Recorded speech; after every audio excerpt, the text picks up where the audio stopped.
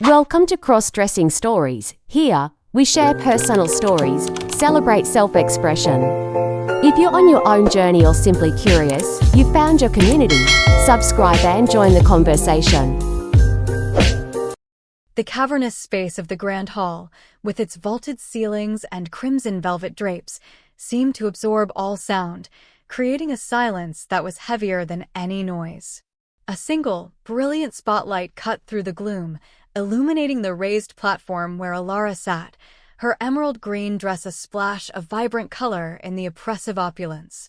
Before her, a tableau of her new life was assembled, Madame Seraphina, a statue of controlled power in a tailored crimson suit, the steely-eyed instructors who had meticulously dismantled her past self, and a dozen other sisters, girls like her. Their faces a placid sea of acceptance. Every eye was on Alara. Her hands, gloved in silk, lay tensely in her lap. The final test. The words echoed in her mind, a promise and a threat. Every journey has a final destination. Madame Seraphina's voice resonated through the hall, calm and absolute. Every transformation, a moment of irreversible change. This is yours. With a flick of her wrist, she gave a signal. Two guards, silent and imposing in their black attire, emerged from the shadows.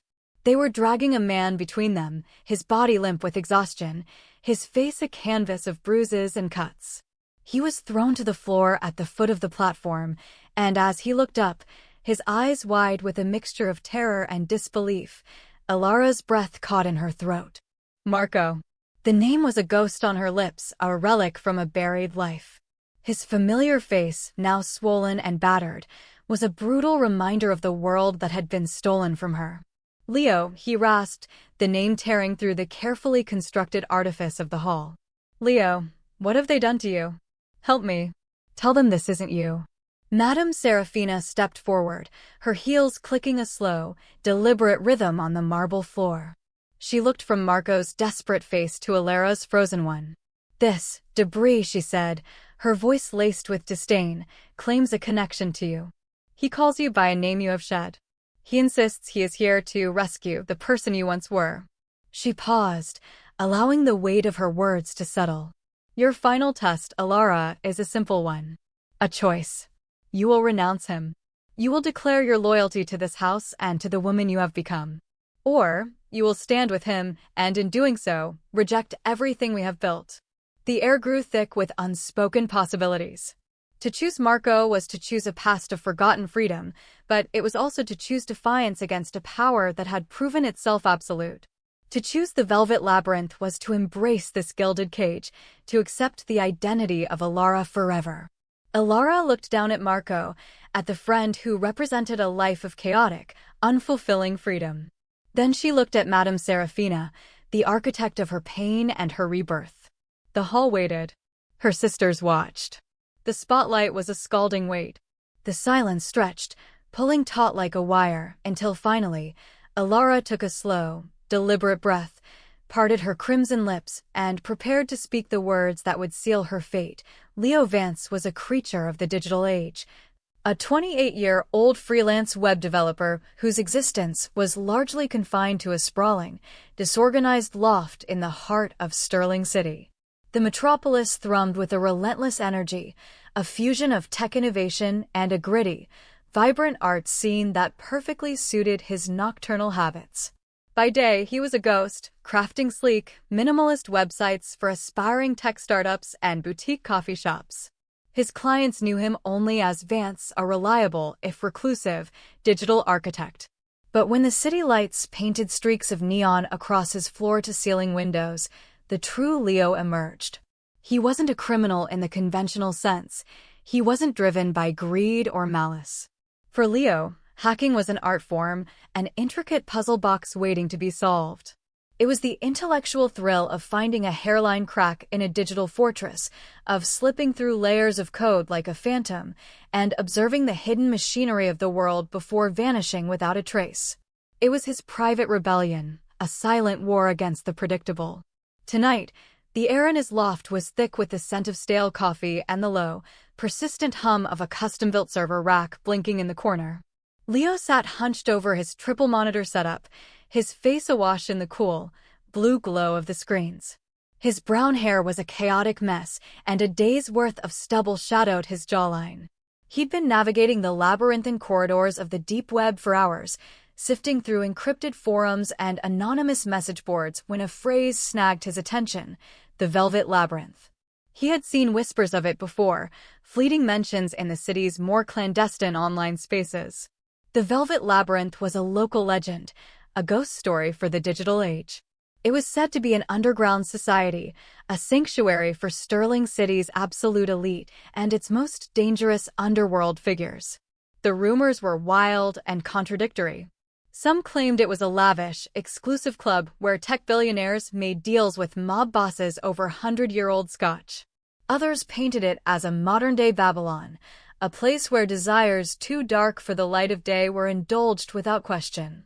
The most outlandish tales spoke of blackmail, elaborate power games, and a mysterious, unseen ruler who wielded absolute control over the city's hidden currents. Leo leaned back, the worn leather of his chair groaning in protest. He took a long swallow of his cold energy drink, his eyes never leaving the screen. The rumors were intoxicating, a perfect fusion of power, secrecy, and technology. The challenge was irresistible. A slow grin spread across his face. "All right, Velvet Labyrinth," he murmured to the empty room, his fingers already dancing across the keyboard. "Let's see what secrets you're holding." Leo's approach was methodical, born of years spent navigating the digital shadows. He didn't launch a frontal assault, that was for amateurs. Instead, he began with a delicate dance of reconnaissance, probing the outer defenses of the Velvet Labyrinth's digital presence. He found what he expected: a fortress. The security was unlike anything he'd encountered before. It wasn't the standard corporate fare. It was bespoke, elegant, and brutally efficient. Multiple layers of cascading firewalls, quantum-encrypted data tunnels, and a disorienting array of dummy servers were designed to trap and misdirect any would-be intruder. For a lesser hacker, it would have been an impassable wall. For Leo, it was the ultimate puzzle. He spent the first hour bypassing the initial firewall, not with a brute force attack, but with a subtle, clever exploit that mimicked a trusted diagnostic signal, persuading the system to simply open a side door for him. The first success sent a jolt of pure adrenaline through him. He was in the antechamber. The next layer was a labyrinth in itself. The dummy servers shifted and rerouted his connection, creating a maze of dead ends and false trails. It was a beautiful, complex piece of architecture, and he found himself admiring the mind that had designed it. He didn't fight it. Instead, he mapped it, patiently tracing the false paths until the true one revealed itself, a single, stable data stream hidden within the chaos. Each breakthrough was a hit of dopamine, the thrill of the chase consuming him completely. The world outside his monitors, the hum of the city, the passage of time, his own physical needs faded into irrelevant background noise. By the time the first hints of dawn threatened to dilute the city's darkness, Leo had unraveled the final layer of encryption. His energy drink was long gone, his eyes burned with fatigue, but his mind was electric. He was in. The internal network of the Velvet Labyrinth lay open before him, a digital kingdom bathed in the soft glow of his screens. It was breathtaking. For a moment, he just stared, savoring the victory. Folders and directories blinked at him, their names cryptic and tantalizing: guest rosters, financial ledgers, security protocols, candidate profiles. He was about to click into a folder labeled Acquisitions when his screens flickered and went black. A single line of text materialized in the center of the darkness, written in an elegant, blood-red script. It was stark, ominous, and it felt deeply personal. "Welcome, little spider. You've spun your web right into my parlor." Leo's heart hammered against his ribs. What the? His fingers flew to the keyboard, a flurry of commands to force a shutdown, sever the connection, erase his digital footprint. Nothing. The machine was no longer his. He slammed the physical power button on his main tower, but the screens remained frozen, that single, mocking sentence taunting him from the void. Panic, cold and sharp, began to claw at his chest. Had he tripped a silent alarm? Was this all an elaborate trap? Before he could process the implications, a deafening bang ripped through the quiet of his loft. His head snapped toward the entrance just as his heavy steel door splintered off its reinforced hinges and crashed to the floor. Two figures, silhouetted against the dim light of the hallway, stormed into the loft. They were not common thugs. Dressed in sharp, dark suits that seemed to absorb the light, they moved with a silent, predatory grace. They were built like monoliths, their faces impassive and unreadable, their eyes concealed behind dark sunglasses despite the pre-dawn hour. "What the hell?" Leo yelled, scrambling back from his desk so quickly that his chair tipped over and crashed against the server rack. The sound was swallowed by the sheer presence of the men. He backed away, hands raised instinctively, but they crossed the large room in 3 effortless strides. One man seized his arm, his grip like a steel vise, twisting it behind his back with a practiced, brutal efficiency that sent a shockwave of pain up to his shoulder. Simultaneously, the other clamped a hand on his shoulder, his sheer weight and strength grounding Leo in place. There was no struggle, no fight. It was like resisting a force of nature. "You're coming with us," the first man growled. His voice was a low, resonant rumble, utterly devoid of emotion. "Let go of me," Leo thrashed, a desperate, futile attempt to break free, but it was like struggling against granite statues. The second man produced a black velvet blindfold. Before Leo could protest further, it was tied tightly over his eyes, plunging him into absolute darkness. His shouts of protest became muffled curses as they began to drag him from his sanctuary, the soles of his sneakers scraping against the polished concrete floor. The cool, early morning air hit his face, a stark contrast to the sweat beading on his forehead. He heard the electronic chirp of a car unlocking, followed by the solid thud of a heavy door swinging open. He was unceremoniously shoved into the back of what felt like a large, luxury SUV. The scent of expensive leather filled his nostrils. The door slammed shut, sealing him in darkness and silence. The engine purred to life, a deep, powerful sound, and the tires squealed as the vehicle peeled away from his apartment building with unnerving speed. Leo's mind raced, a chaotic storm of fear and confusion. Who were these men? What did they want? This wasn't a police raid. It was too clean, too professional. He tried to track their movements, counting the turns, feeling for changes in speed, attempting to build a mental map of their route. But the blindfold, combined with his pounding heart and the vehicle's smooth, disorienting ride, made it impossible to focus. The journey felt like an eternity, though it couldn't have been more than half an hour. When the SUV finally slowed and came to a stop, the silence that followed was more unnerving than the motion had been. The doors opened, and the men pulled him out, their grips just as unrelenting as before. He stumbled on the unseen ground, his legs unsteady. They marched him forward, and he heard a series of heavy, metallic sounds, a gate sliding open, locks clicking, a solid steel door groaning on its hinges. The air changed. It grew warmer, and a strange, exotic scent reached him through the blindfold, a mixture of old incense, expensive perfume, and something else, something faintly metallic and sterile. At last, they stopped. The grips on his arms loosened slightly. And then, the blindfold was ripped from his eyes. Leo blinked, his vision swimming as it adjusted to the dim, opulent light. He was in a room that felt torn from the pages of a dark, decadent novel. The walls were draped in heavy, crimson velvet that absorbed both light and sound, creating a sense of profound, suffocating isolation. Gleaming black leather furniture was arranged with geometric precision on a floor of polished obsidian marble, which reflected his own disheveled, terrified figure back at him. The air was thick with the scent of incense and blooming nightshade. It was a place of immense wealth and power, but there was no comfort in it, only intimidation. And in the center of it all, standing as if she were the very axis around which this dark world revolved, was a woman. She was tall and impossibly poised, perhaps in her mid-30s, with sharp, intelligent features and raven black hair pulled back into a severe, elegant chignon that emphasized the pale column of her neck. She wasn't wearing a dress, but a perfectly tailored suit of deep crimson silk that hugged her form, a statement of power and control. Her hazel eyes, flecked with gold, glittered with a chilling combination of amusement and absolute authority. Her lips, painted a matching shade of crimson, were curved into a faint smile that held no warmth, only the predatory satisfaction of a queen surveying her domain. "Leo Vance," she said.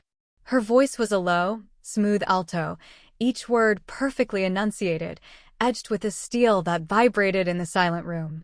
"I am Madame Serafina. It is a pleasure to finally meet the little spider who managed to crawl into my web." Leo's throat was dust. His tongue felt thick, useless. I didn't mean any harm," he stammered, the words sounding pathetic and hollow even to his own ears.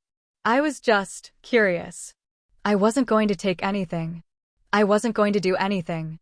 Madame Serafina tilted her head, her expression one of clinical fascination, like a biologist studying an interesting new specimen.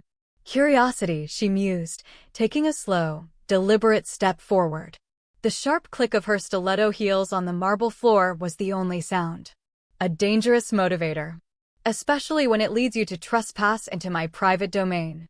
You see, Leo, I have a deep appreciation for talent. But I have zero tolerance for intrusion." She paused, her smile widening almost imperceptibly. "I could have you erased. A digital ghost scrubbed from every server, your physical presence simply vanishing. No one would ever find you. Hacking is a crime, after all, but the authorities are so mundane. Their justice lacks artistry." She let the threat hang in the air for a beat. "Or," her eyes sparkled with something dark and playful, "you could become a new acquisition. A special project." "Project?" Leo's stomach plummeted. What do you mean?" "Oh, you'll see," she purred, the sound a soft threat. She gave a subtle, almost imperceptible nod to the two men who still flanked him, their presence a constant, oppressive weight. "Take him to the chrysalis chamber. It's time for his metamorphosis to begin." "No, wait." Leo's protest was cut short as the men seized him again, their grips like iron. They dragged him from the opulent chamber and down a long, dimly lit hallway. The walls were paneled in dark, polished wood, and the flickering light from electric sconces cast long, dancing shadows. They pushed him through a set of frosted glass doors into a room that was a stark, shocking contrast to the last. It was clinical, sterile, and blindingly white. It had the disquieting feel of a high-end spa crossed with an operating theater. A padded table, disturbingly similar to a medical examination table, sat in the center, surrounded on all sides by floor-to-ceiling mirrors that reflected his terrified expression into infinity. Racks of clothing lined one wall, but it wasn't men's clothing. It was a sea of lace, silk, and satin, frilly dresses, delicate lingerie, and heels in every imaginable color and height, all unmistakably feminine. "Strip him," Madame Serafina commanded. She leaned against the doorway, arms crossed, her crimson suit a slash of color against the stark white. Her tone was casual, as if she were ordering a cup of coffee. "What?" Leo yelped, a fresh wave of panic washing over him. The men didn't hesitate. His hoodie was torn from his body, his jeans and boxers yanked down in seconds, leaving him naked and exposed under the cold, fluorescent lights. He tried to cover himself, his cheeks burning with a humiliation so profound it eclipsed his fear, but they pinned his arms to his sides. "Don't be shy, little spider," Madame Serafina said, a smirk playing on her lips. "We're just getting started." She gestured to the padded table. "Lie down." "No way, I'm not." His defiance was extinguished as the men forced him onto the table with practiced ease. Leather straps were snapped tight around his wrists and ankles, securing him to the cold surface. He thrashed against the restraints, but they held firm, biting into his skin. A woman in a crisp white uniform entered the room, pushing a trolley. On it was a pot of steaming, honey-colored wax and a stack of cloth strips. She moved with a detached, professional efficiency, completely ignoring Leo's wide-eyed, pleading stare. "First," Madame Serafina said, watching the proceedings with an air of detached amusement, "we must prepare the canvas." The woman in the white uniform, the esthetician, hot layer across Leo's right calf. The heat was startling, a prelude to the agony that followed. The first rip approached the table without a word. She dipped a wooden spatula into the steaming pot of wax and, within practice, 'twas like a sheet of fire tearing through his skin. Leo screamed, a raw, guttural sound that was stolen, impersonal motion, spread a thick, hot stripe across Leo's left calf. The heat was startling, but it by the sound-dampened walls and mocked by his own infinite reflections in the surrounding mirrors. Stop, please, was nothing compared to what came next. The first rip was a shockwave of pure, unadulterated pain. Stop, he begged, his voice cracking with pain and desperation. His pleas were utterly ignored. The beautician moved too. It was like a sheet of fire had been torn across his skin. Leo screamed, a raw, involuntary sound that echoed off his other leg, her expression impassive, her movements economical. Strip after strip, she systematically removed every trace of hair from the sterile white tiles and the endless mirrors. The reflections showed his face contorted in agony, his body straining against the leather calves, his shins, and his thighs. Each pull was a fresh wave of blinding, searing pain. He clenched his jaw straps. Stop. Please stop, he begged, his voice cracking, tears of pain and humiliation stinging squeezing his eyes shut as tears of agony and humiliation streamed down his temples. This wasn't just physical torment, it was eyes. But his pleas were utterly ignored. The esthetician continued her work with a chilling, methodical rhythm. She applied methodical dismantling of his identity, a violent erasure of his masculinity. When she moved to his chest, he gritted his teeth, another strip of wax to his other leg, and ripped.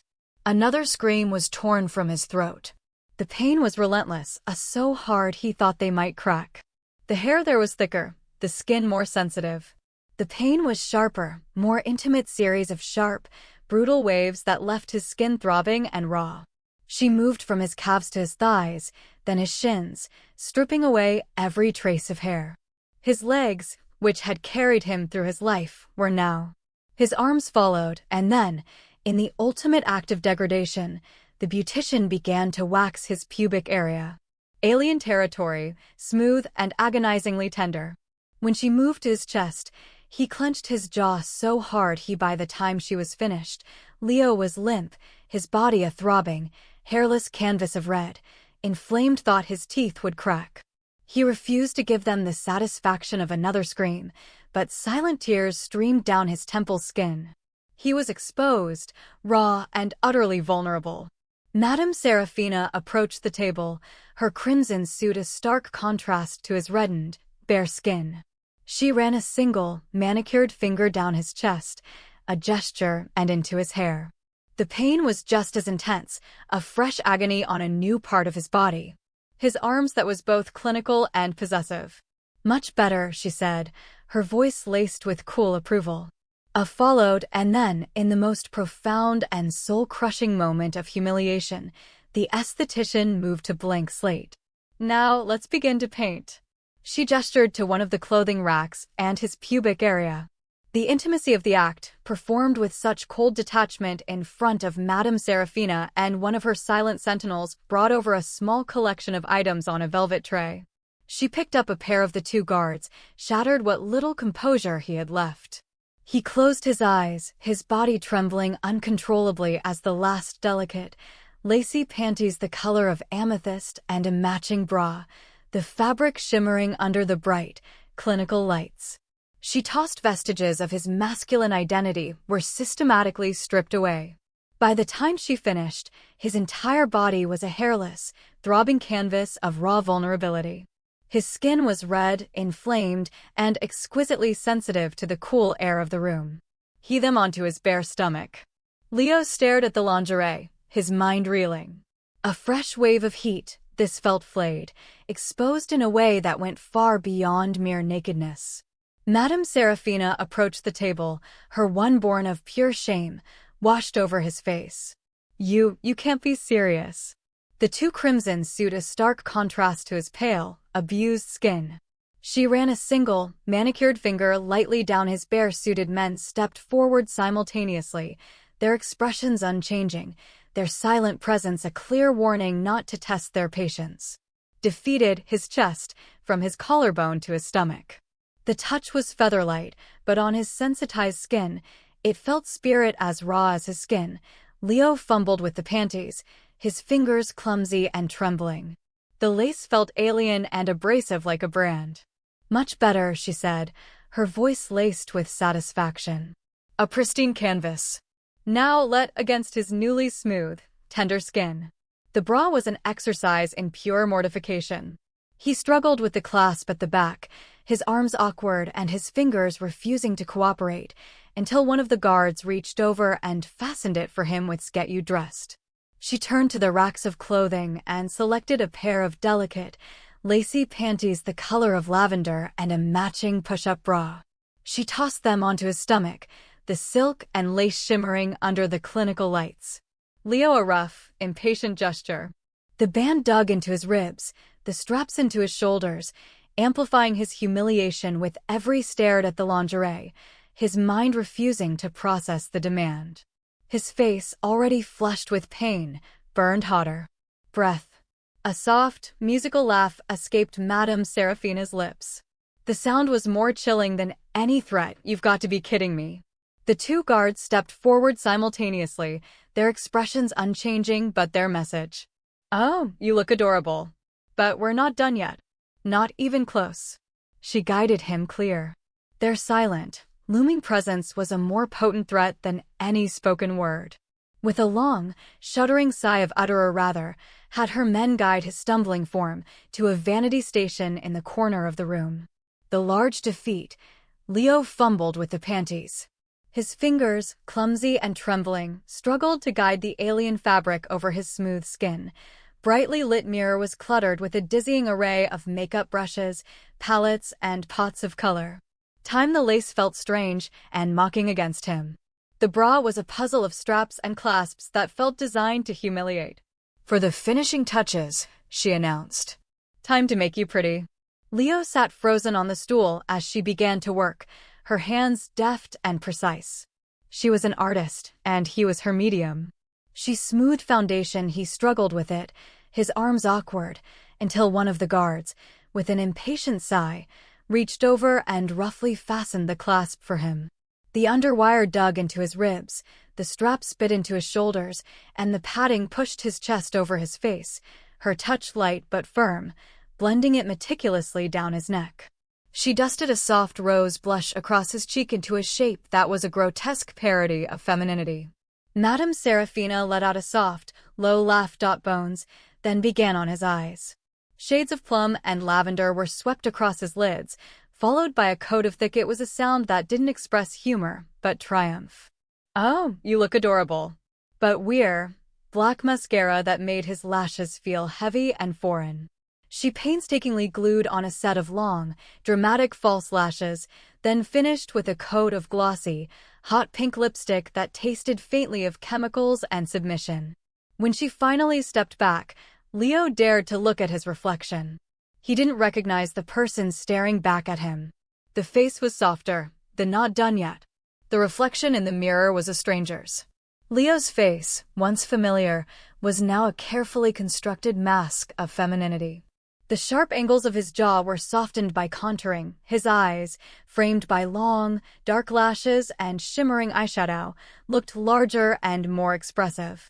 The hot pink lipstick was a garish slash of color that felt both ridiculous and deeply violating. He looked pretty, and the sight of it made his stomach churn with a nauseating mix of shame and disbelief.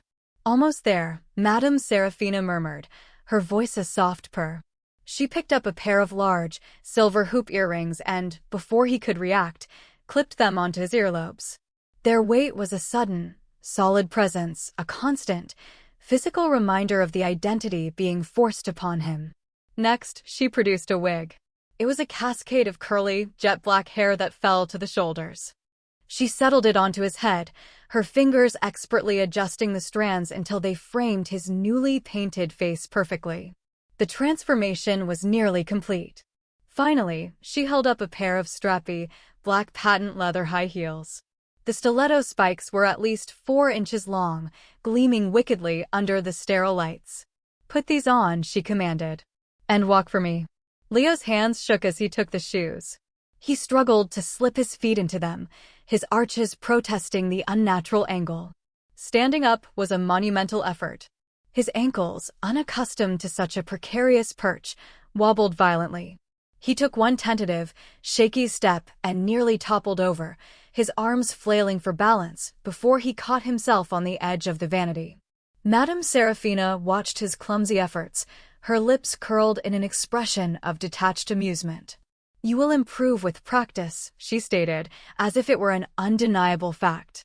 Now, she stepped closer, her hazel eyes locking with his in the mirror. "From this moment forward, you are no longer Leo Vance.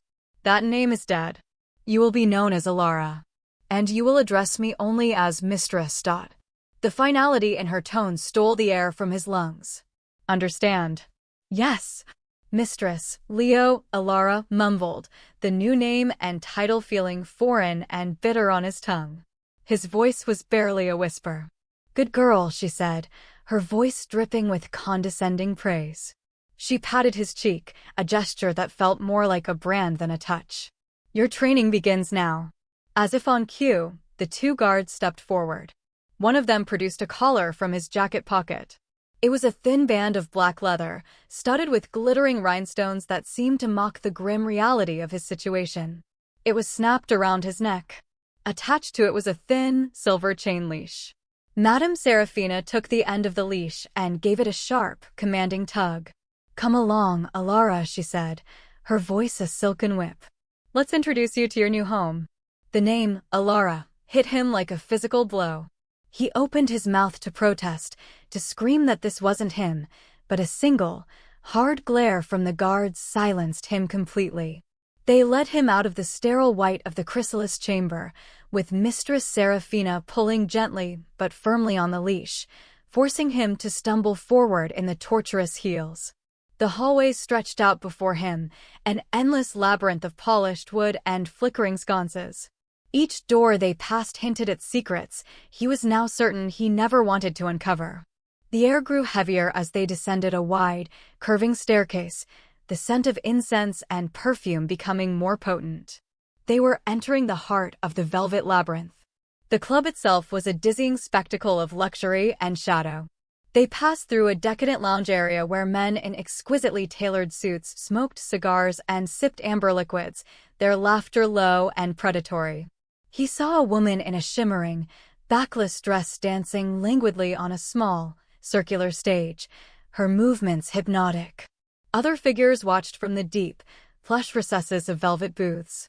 The walls were adorned with massive, abstract paintings, chaotic swirls of crimson and black that seemed to pulse with a life of their own in the dim, atmospheric light.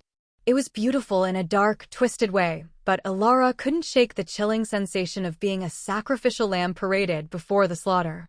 Mistress Serafina guided him to a heavy, iron-banded door marked with a single, elegant T. She pushed it open and led him inside. The room was a stark contrast to the opulence of the club. It was a dungeon. The walls were rough-hewn stone, and chains with leather cuffs dangled ominously from the ceiling. A padded bench, clearly designed for punishment, sat in the center of the room. One wall was lined with shelves, neatly stocked with an arsenal of whips, paddles, crops, and other objects that Alara couldn't identify, but which filled him with an instinctive, primal dread. This was not a club. This was a prison. And his training was about to begin. Mistress Serafina released the leash, letting the silver chain fall slack to the stone floor. She walked to the center of the room, her presence dominating the space, turning the dungeon into her personal theater. Alara remained frozen by the door, her eyes starting from the dangling chains to the neatly arranged instruments of pain on the shelves, her mind struggling to comprehend the terrifying reality of her situation. "This room may seem frightening to you, Alara," Mistress Serafina began, her voice calm and measured, as if she were a professor addressing a new student. "But you must not think of it as a place of punishment. Think of it as a forge. Here, we will apply pressure and heat. We will hammer away the impurities, the weaknesses, the chaotic dross of Leo. And in the crucible of your obedience, we will forge the woman you were always meant to be. She gestured toward the center of the room. The first lesson is the most fundamental. It is about carriage. A woman's power is in her presence, in the way she moves, the way she occupies a space. You, my dear, currently move like a newborn foal on ice. We will correct this. She picked up a thin, elegant riding crop from one of the shelves. It was made of braided black leather, but at its tip was a small, polished obsidian heart. She tapped it gently against her palm, the sound a soft, menacing thwack in the quiet room. You will walk from that wall, she said, pointing the crop toward the far end of the dungeon to this one. You will keep your chin held high, your shoulders back, and your hips will sway with a gentle, deliberate rhythm. You will not stumble. You will not fall. You will be grace personified. Go. Alara hesitated, her body rigid with fear and defiance. The guard behind her took a single, heavy step forward, and the implied threat was all the motivation she needed. She took a shaky step, then another. The heels were treacherous, her ankles wobbling with every movement. Her arms flailed for balance, the delicate lingerie chafing against her raw skin. She was halfway across the room when her ankle gave way completely. She yelped as she stumbled, catching herself against the cold stone wall to keep from falling flat on her face.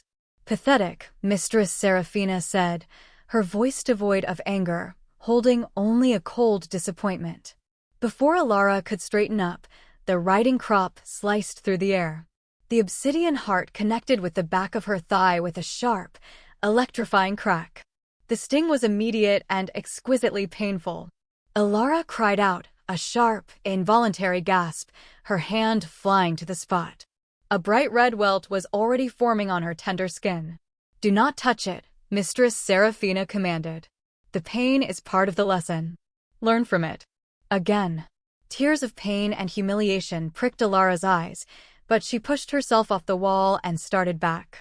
This time, fear was a rigid brace for her spine.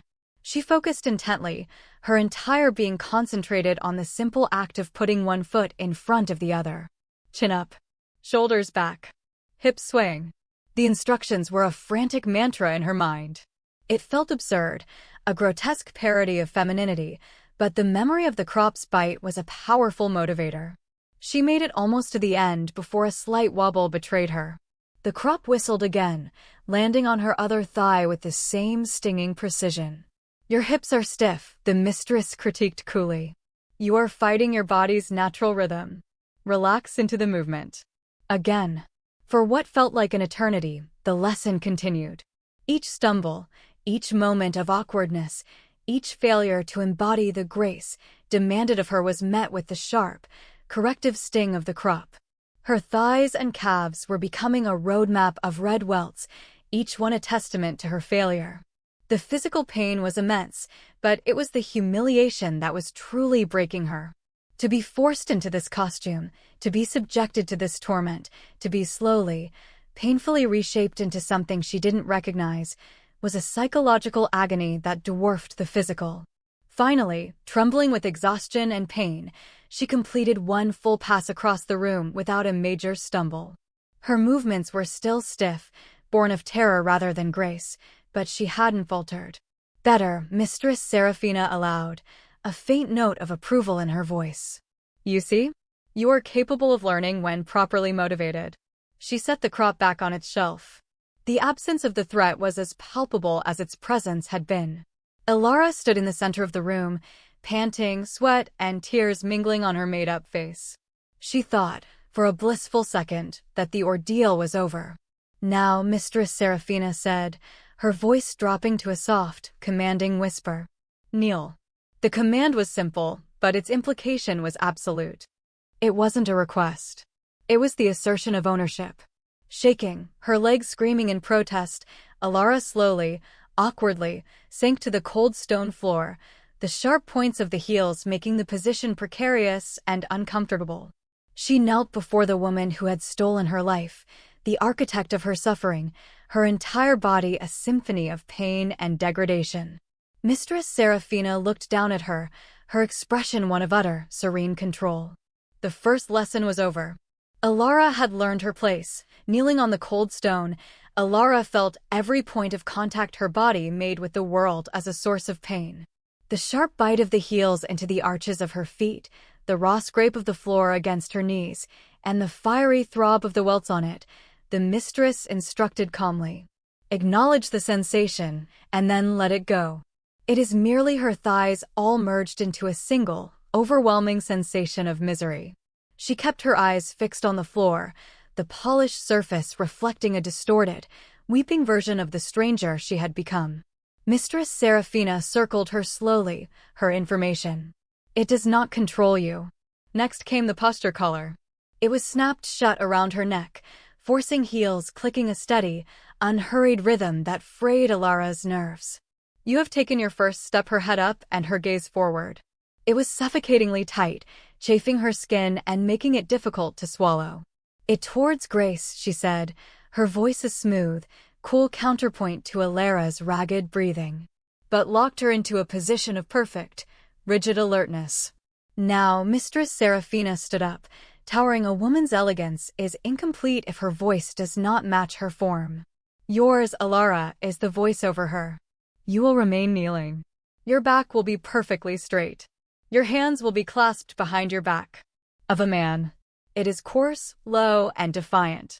It is an echo of a life you have left behind. We will not slouch. You will not fidget. You will not show any sign of discomfort. You will remain in this position, will erase it. She walked to the shelves of implements, and Alara flinched, bracing for the crop for 1 hour.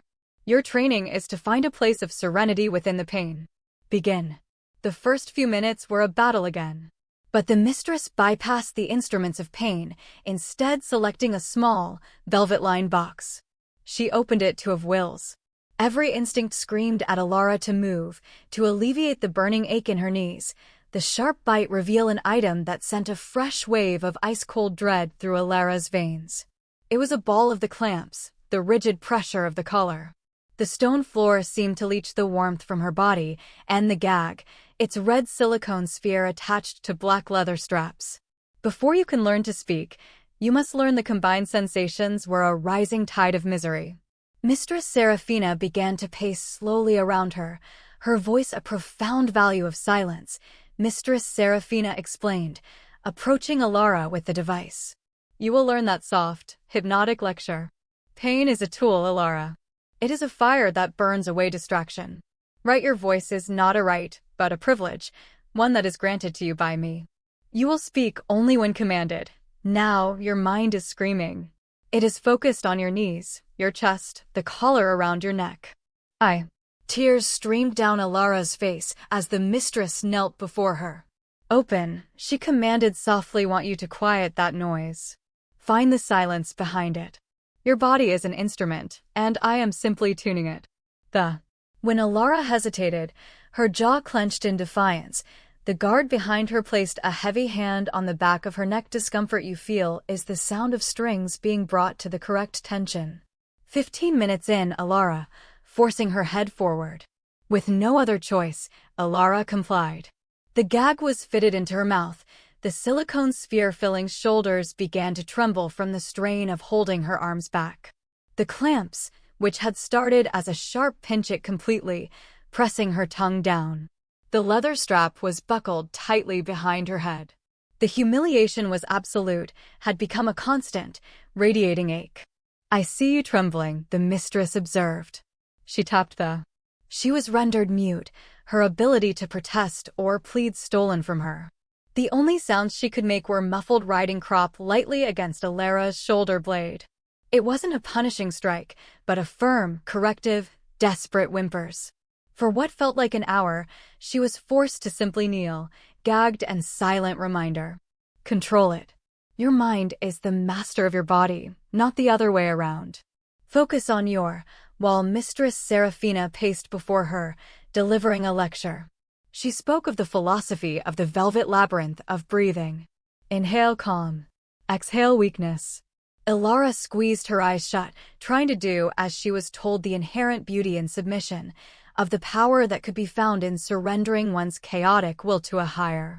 She focused on the sound of her own breath, on the rhythm of her heartbeat. Slowly, painstakingly, she tried to build more refined purpose. Alara was a captive audience, forced to listen, to absorb the doctrine that was the foundation of her prison, a wall in her mind, separating herself from the riot of sensations her body was sending her. It was a monumental effort, every word a stone being laid in the wall around her mind. Finally, the mistress stopped and, with a flick. Half an hour passed. Her world had shrunk to the space she occupied on the floor. A universe of controlled of her wrist, unbuckled the strap.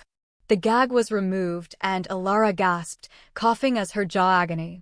She was only vaguely aware of the mistress moving around the room, occasionally adjusting an item on a shelf, ached with a dull, throbbing pain. "Now, Mistress Seraphina said, crouching to look her directly in the eye. You will speak. Tell me your name." A flicker of the old Leo, of her presence a constant, oppressive weight. At the 45-minute mark, a tear escaped her tightly shut. The defiant hacker sparked within her. Through the pain and tears, she whispered, her voice hoarse, Leo eyes, and traced a path through her makeup. "Tears are a release of control, Alara, the mistress." The slap was instantaneous and shocking. It wasn't the impersonal sting of the crop, it was the flat's voice cut through her haze. A concession to self-pity. "You're stronger than that." The final, stinging impact of Mistress Seraphina's open hand against her cheek. It was personal. It was degrading. 15 minutes were a blur. The pain had plateaued, becoming a dull, omnipresent roar. Her mind felt strangely. It snapped her head to the side, her skin burning with a new kind of shame. Wrong. Mistress Seraph empty, scoured clean by the ordeal. She was no longer fighting the pain, she was simply existing within it. When Thina's voice was dangerously quiet. "That name is a corpse. Do not attempt to resurrect it in my presence." Quiet chime of a timer sounded, she barely registered it. Mistress Seraphina stood before her. "The hour is over again. Now, say your name." The fight went out of Alara in a single, shuddering breath. She announced. She unlocked the posture collar, and Alara's head slumped forward, the relief so intense it was spark of defiance was extinguished, drowned in a flood of pain and hopelessness. She turned her head back, a fresh tear tracing a path dizzying. The guard reappeared and unfastened the clamps, and a fresh wave of fire washed over her chest through her smeared makeup. "Alara," she whispered, the name tasting like ash. "Good," the mistress said as blood rushed back to the abused nerves. She whimpered, a low, pathetic sound. "You survived," the mistress, her voice softening almost imperceptibly. "And who do you belong to, Alara?" The question hung in the said, a note of clinical approval in her voice. "You bent, but you did not break. That is a start, heir," demanding the final piece of her surrender. Alara closed her eyes, the last wall of her identity crumbling too. The guard handed her a single glass of cool water. She held it out to Alara. "You have earned this dust. I belong to you." "Mistress," she choked out. "Yes, you do." "Mist," she said. Alara took it with trembling hands, drinking the water greedily. It was the best thing she had ever. As Seraphina stood, smoothing her crimson suit. "Your voice is still hideous. We will work on that." Tasted.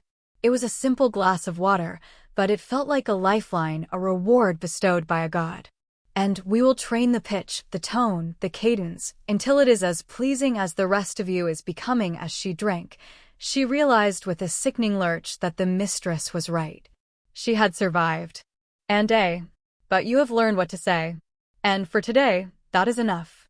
She gave a nod to the guard. He hauled Alara to her feet, her legs threatening to buckle beneath her. As he dragged her from the dungeon, back toward the small, Spartan room that was her cell, the words echoed in the hollow space where her soul, tiny, treacherous part of her, felt a flicker of pride in that survival. The tuning was working. The days that followed blurred into a structured routine of pain, soft, yet carrying an unmistakable authority. She pointed to a small, straight-backed stool placed directly in front of her. Humiliation and education. Each morning, Alara was collected from her cell and subjected to a grueling tower session with the heels and the riding crop, her dance of grace, becoming marginally less clumsy with each passing lesson. The welts on her thighs became a permanent feature, a constant, dull throb beneath the silk of her enforced wardrobe. But chair. Alara obeyed, perching on the edge of the stool, her posture rigid from the lingering memory of her after the physical conditioning. Her training took a different turn. She was not taken to the dungeon, but to a different earlier lessons. Mistress Serafina tells me your voice is unrefined, Madame Isolde began, wing of the compound, one that was surprisingly soft and elegant. She was led into a small, soundproofed salon, her gaze clinical. A remnant of a life that no longer concerns you. We will rectify this. The voice isn't furnished with plush rugs and antique armchairs. Waiting for her was a woman who was the polar opposite of Mistress Serafina Instrument. Before you can play a melody, you must learn the notes.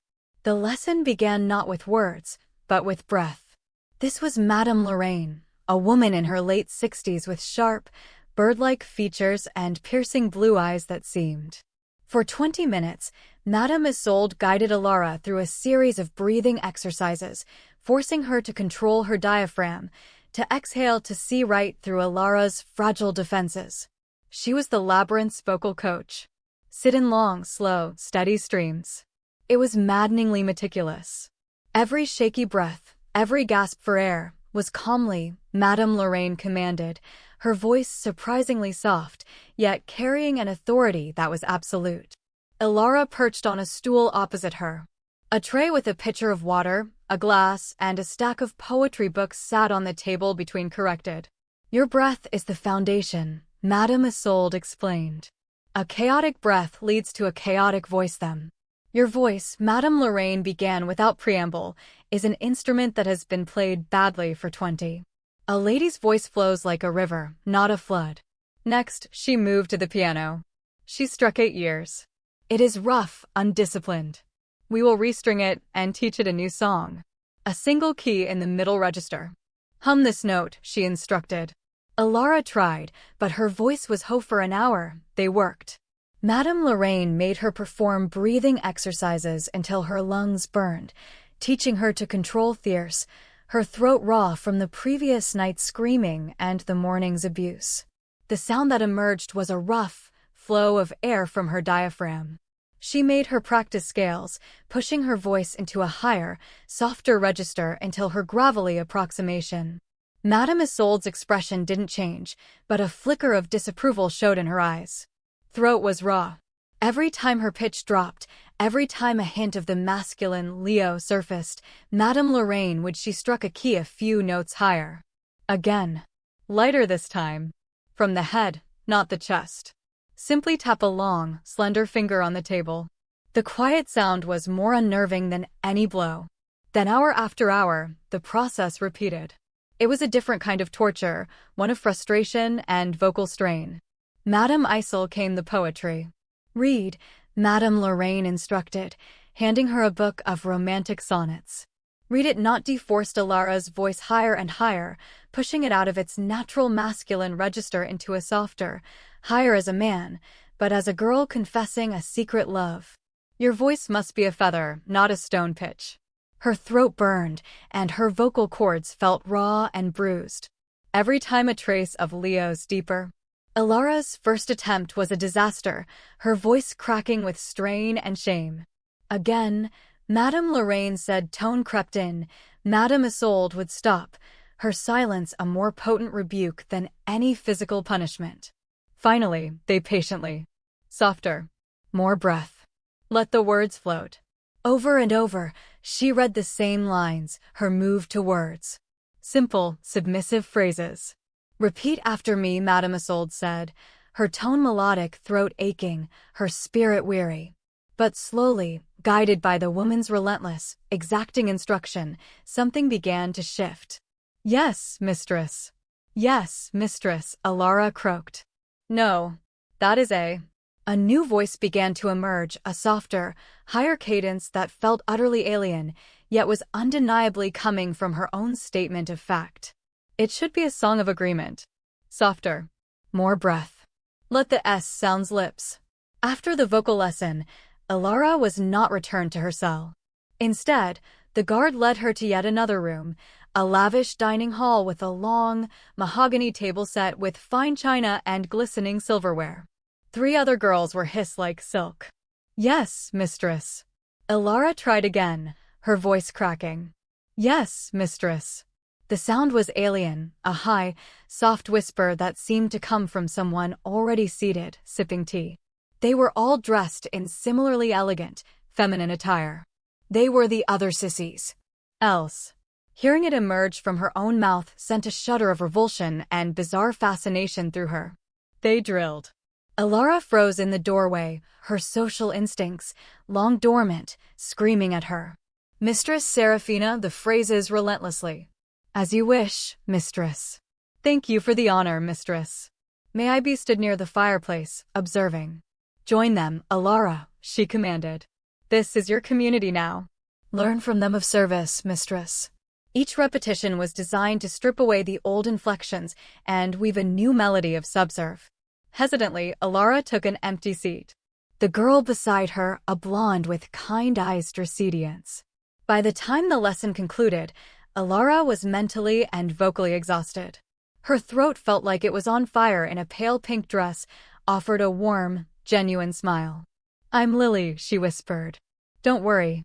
The first week is the hardest for everyone. The other 2 introduced themselves. Sasha, a tall, and her head pounded from the effort of maintaining the unnatural pitch. Madame Isolde gave a slight nod toward Mist, confident brunette in a sapphire gown, who held her teacup with an effortless grace that Alara envied. Andress Serafina. The instrument is crude, but it is capable of holding a tune. With time and pressure, Emma, a shy redhead in a simple white frock, who barely met Alara's gaze. A silent attendant, it will become acceptable. Mistress Serafina stepped forward and tilted Alara's chin up, forcing served Alara tea and delicate, crustless sandwiches.